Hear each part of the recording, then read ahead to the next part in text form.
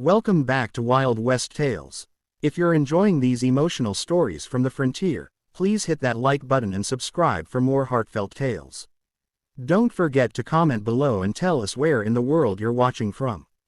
We love hearing from our global family. Now, let's dive into today's story. The dust swirled through the narrow alleyways of Copper Creek like ghosts of forgotten dreams, carrying with it the acrid smell of cold smoke and desperation.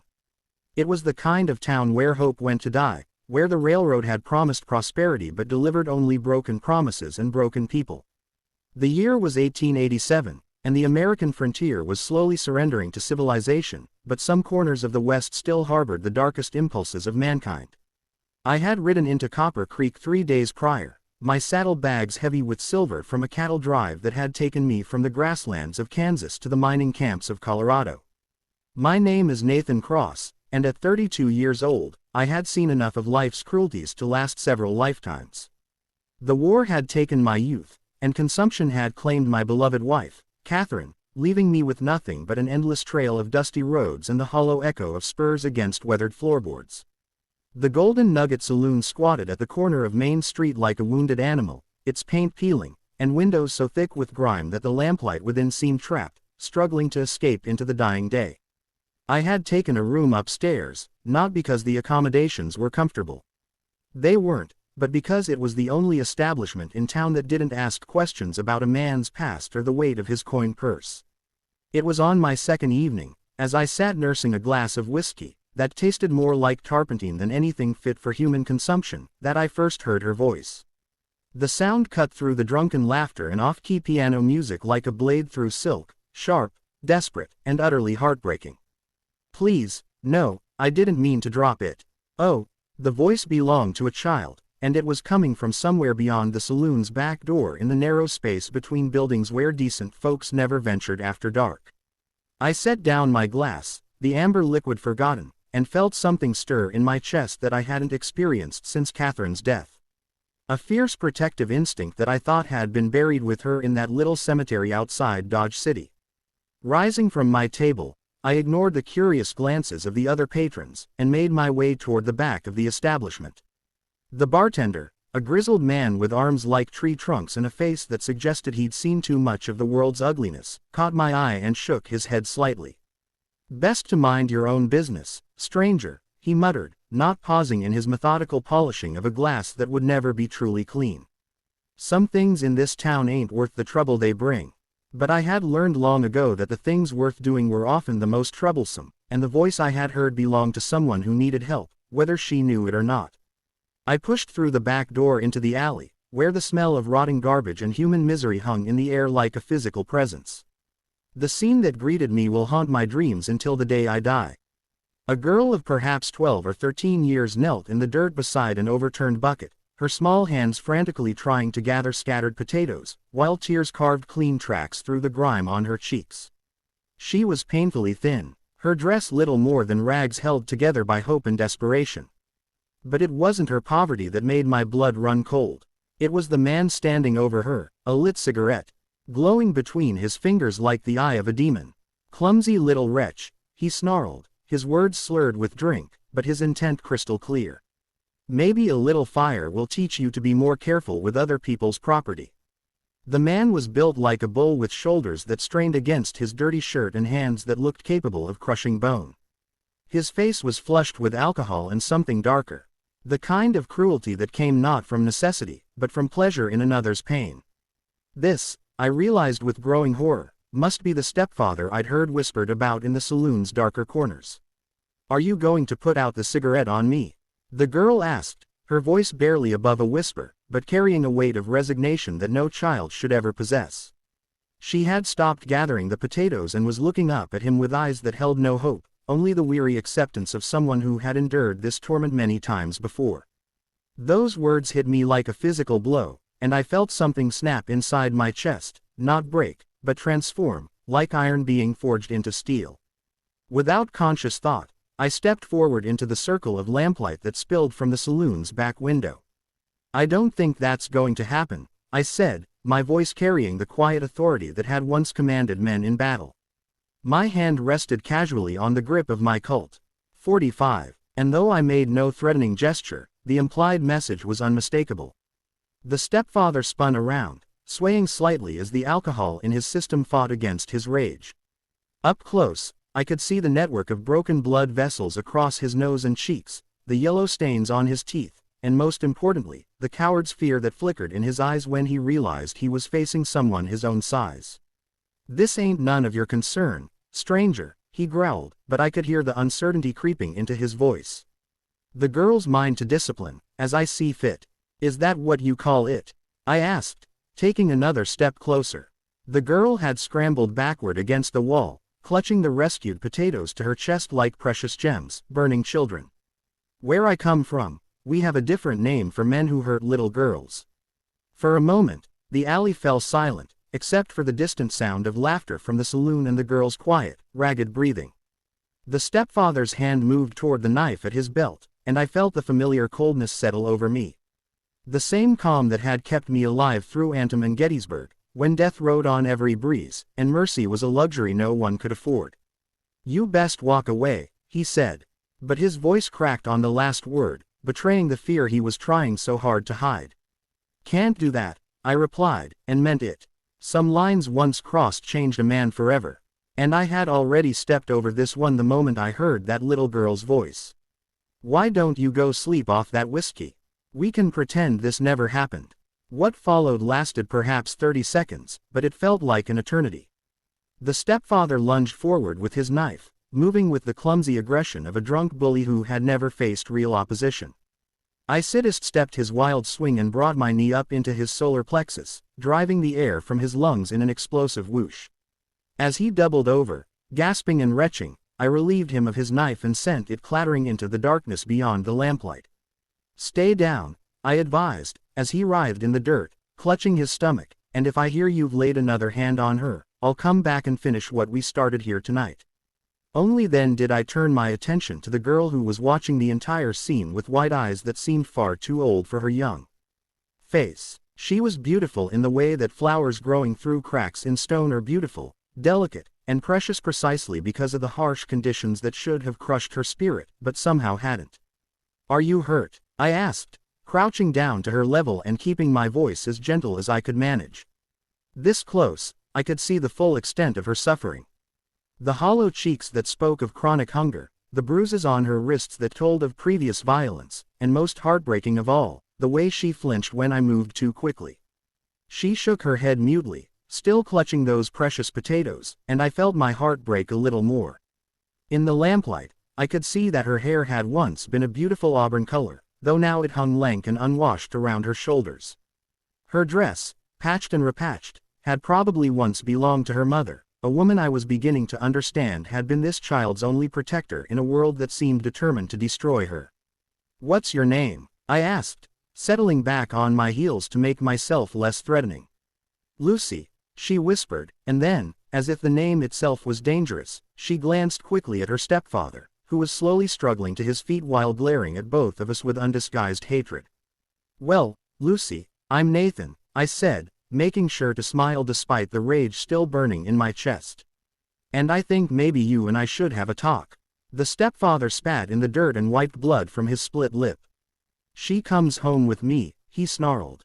But there was no conviction in his voice anymore. "She's my responsibility." "Your responsibility." I stood slowly, letting my full height, 6 feet and 2 in a frontier-hardened muscle, remind him exactly who had won their brief encounter. "The way I see it, you forfeited any claim to responsibility when you decided to use a lit cigarette as a teaching tool." He opened his mouth to argue, then seemed to think better of it when he saw my hand drift back toward my gun. Instead, he backed away, pointing a shaking finger at Lucy. "You come home when you're ready to behave," he said. But we all knew it was the empty threat of a beaten man. "And don't think this stranger's going to be around to protect you forever." With that, he stumbled away into the darkness, leaving Lucy and me alone in the alley with nothing but the sound of our breathing and the distant piano music from the saloon. I watched until I was certain he was truly gone, then turned back to the girl, who was still crouched against the wall like a frightened animal. "Lucy," I said softly, "when was the last time you had a proper meal?" She looked at me for a long moment, as if trying to determine whether this was some kind of trick. Finally, she shrugged, a gesture that tried to appear casual, but couldn't hide the profound sadness behind it. "I eat," she said. But the way she said it told me everything I needed to know about the quality and quantity of those meals. "Would you like to join me for dinner?" I asked. "There's a boarding house down the street that serves decent food, and I could use the company." For the first time since I had met her, something resembling hope flickered in Lucy's eyes. But it was quickly replaced by weariness, and she shook her head. "He'll be angry if I don't come home," she said, though we both knew that her stepfather would be angry regardless of what she did. "Let me worry about him," I said, extending my hand to help her up. "Tonight you're going to eat a real meal and sleep in a real bed. Tomorrow we can figure out what comes next."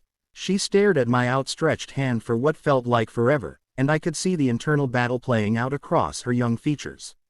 Trust did not come easily to someone who had learned that the people supposed to protect her were often the source of her greatest pain.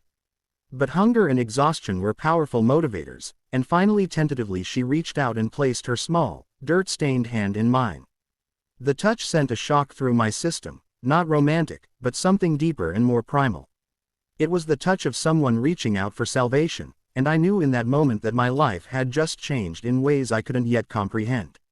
As I helped her to her feet, I made a silent promise that I would do whatever it took to keep her safe, even if it meant confronting demons far worse than one drunken stepfather. "Come on," I said, gently guiding her toward the street. "Let's get you fed." As we walked together toward the boarding house, Lucy carrying her rescued potatoes like precious cargo, I couldn't shake the feeling that I was walking toward my destiny. I had spent 5 years wandering the frontier like a ghost, searching for something to fill the emptiness that Catherine's death had left behind. Now, in the most unlikely place and circumstances, I had found it. Not in gold or glory or adventure, but in the simple act of protecting someone who needed protection. The boarding house was run by a kindly widow named Mrs. Patterson, who took one look at Lucy, and immediately began bustling around, preparing a plate of beef stew and fresh bread. As I watched the girl eat with the focused intensity of someone who had known real hunger, I began to formulate a plan. It was dangerous and probably foolish, but it was also the right thing to do. And after years of drifting without purpose, doing the right thing felt like coming home. 3 days had passed since that night in the alley, and the town of Copper Creek had begun to feel less like a temporary stop, and more like a battleground where the future would be decided. I had spent those days learning everything I could about Lucy's situation, and what I discovered made my blood run cold with a fury that I struggled to contain. Lucy's mother, a woman named Margaret, had died 6 months earlier from what the town doctor diplomatically called complications from a fall down the stairs. But the way people averted their eyes when they spoke of it, the way conversations died when Lucy's stepfather entered a room, told a different story entirely. Margaret had been a gentle woman, according to Mrs. Patterson, who had tried her best to shield her daughter from her husband's increasingly violent tendencies after he lost his job at the copper mine and turned to drink as his constant companion. Now Lucy was trapped in a cabin on the outskirts of town with a man who saw her as nothing more than an inconvenience to be endured or an outlet for his rage when the whiskey made his demons too loud to ignore. She came to the boarding house each morning under the pretense of doing odd jobs for Mrs. Patterson, but I could see the truth in the careful way she moved, the way she flinched at sudden sounds, and most heartbreaking of all, the way she seemed surprised each time someone showed her basic human kindness. It was on the 4th morning as I sat on the boarding house porch drinking coffee and watching the sunrise paint the desert mountains in shades of gold and crimson that Lucy approached me with something I had never seen before in her young-faced determination. "Mr. Nathan," she said, settling onto the step beside me with a grace that reminded me painfully of her mother, whom I had never met, but could envision in every gentle gesture her daughter made. "I need to tell you something." I set down my coffee cup and gave her my full attention. Over the past few days, we had developed an easy rapport built on mutual respect and on my part a growing paternal affection that filled a hollow space I hadn't even realized existed in my heart. "I'm listening," I said, and meant it. She was quiet for a long moment, staring out at the mountains as if gathering courage from their ancient strength. When she finally spoke, her voice was barely above a whisper, but her words hit me like physical blows. "My mama didn't fall down the stairs," she said. "He pushed her. I saw it happen. The coffee cup slipped from my suddenly nerveless fingers, shattering on the porch boards, but I barely noticed. All of my attention was focused on this brave little girl who was finally finding the strength to speak a truth that had been poisoning her soul for months. "Lucy," I began, but she shook her head and continued as if she knew that stopping now would mean never finding the courage to speak again. "She was trying to protect me," Lucy said. And now the tears were flowing freely down her cheeks. "He came home drunk and angry because he'd lost money gambling, and he was going to hurt me the way he hurt her. But Mama stood between us, and he got so mad that he grabbed her, and she broke off." Sobbing and without thinking I pulled her against my chest, feeling her small body shake with the force of grief and trauma that no child should ever have to carry. As I held her, I felt something fundamental shift inside me, a cold, implacable resolve that went beyond mere anger into something far more dangerous. "Why didn't you tell the sheriff?" I asked when her tears had subsided enough for her to speak. Lucy pulled back and looked at me with eyes that held a cynicism no 12-year-old should possess. "Sheriff Morrison, he owes my stepfather money from poker games. Besides, who's going to believe a little girl over a grown man?" The truth of her words was like a knife to the heart. In towns like Copper Creek, justice was often a commodity to be bought and sold, and often children had no currency with which to purchase it. "But I did, Lucy," I said, taking her hands in mine and looking directly into her eyes. "What if I told you there was a way out? A way to leave all of this behind and start fresh somewhere new?" Hope flickered in her gaze, but it was tempered by weariness born of too many disappointments. "What do you mean?" "I mean we could leave together. I could take you somewhere safe, somewhere you'd never have to see him again." For a moment I saw the child. She should have been excited, hopeful, ready to believe in the possibility of happiness. But then reality crashed back in, and she shook her head. "He'd never let me go," she said. "And even if we got away, he'd come after us. He's told me 100 times that I'm his property now, that I belong to him until I'm old enough to marry," or she didn't finish the sentence, but she didn't need to. I understood exactly what kind of future her stepfather had planned for her. And the knowledge made me want to ride back to that cabin and finish what we had started in the alley. But violence, while satisfying in the short term, wouldn't solve Lucy's problems. She needed something more permanent, more final. "What if he couldn't come after us?" I asked carefully. "What if we made sure of that?" Lucy studied my face with an intensity that was unsettling in someone so young. "You mean kill him?" The blunt question caught me off guard, and I realized that this child had been forced to think about things that should never enter a young mind. But there was no judgment in her voice, only a practical assessment of options that spoke to just how desperate her situation had become. "I mean, we make sure you're safe," I said. "Whatever that takes." We sat in silence for a while, watching the town come to life as shopkeepers opened their doors and early risers began their daily routines. It was a peaceful scene that belied the darkness lurking beneath Copper Creek's surface, and I found myself thinking about all the towns like this, scattered across the frontier, places where law and order were suggestions rather than guarantees, where the strong preyed on the weak, and justice was a luxury few could afford. "There's something else," Lucy said suddenly, her voice so quiet I had to lean closer to hear. "Something I haven't told you." I waited, sensing that whatever she was about to reveal would be significant. "I'm sick," she said, and the simple words sent ice through my veins. "I've been coughing up blood for weeks now, and sometimes I can barely breathe."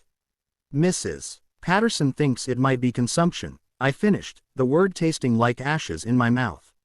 She nodded, not looking at me, and I felt the ground shift beneath my feet. Consumption. Tuberculosis was a death sentence on the frontier, where medical care was primitive, and sanatoriums were a luxury reserved for the wealthy. I had watched it claim my beloved Catherine, had seen how it slowly and mercilessly consumed her from within, turning a vibrant, beautiful woman into a shadow of herself before finally granting her the mercy of death. "How long?" I asked, though I wasn't sure I wanted to know the answer. "The doctor in town won't see me without payment," she said, "but Mrs. Patterson's husband died of the same thing. And she says, maybe 6 months if I'm lucky. 6 months. Half a year for this brave, beautiful child to live whatever life she could manage before the disease claimed her. The injustice of it, The sheer cosmic unfairness threatened to overwhelm me. She had already lost her mother, was trapped with a monster who saw her as property. And now she was facing her own mortality with a courage that humbled me. But then I thought about Catherine, how she had faced her own diagnosis with grace and determination, how she had made every remaining day count for something. And I realized that Lucy deserved the same chance. Not to live forever perhaps, but to live freely, to experience kindness and safety and maybe even happiness in whatever time she had left. Then we don't have time to waste, I said, standing and extending my hand to her. Pack whatever you want to take with you. We're leaving tonight. Tonight. Lucy looked up at me with wide eyes. But what about what? Your stepfather, the sheriff, this town. I shook my head. None of that matters anymore. What matters is that you get to spend your remaining time somewhere beautiful, somewhere peaceful, somewhere you can be the child you should have been all along. I had been thinking about this possibility for days, ever since that first night in the alley. But Lucy's revelation had crystallized my resolve.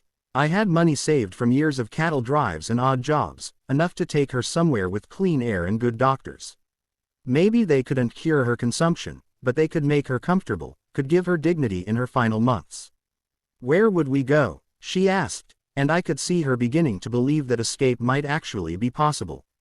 California, I said. I know a place near the coast where the air is clean and there are doctors who specialize in lung ailments. We'll find you a family to stay with, good people who will take care of you. Dumb. What about you? She asked, and the question caught me off guard. I hadn't thought that far ahead, had been so focused on getting her to safety that I hadn't considered my own future beyond.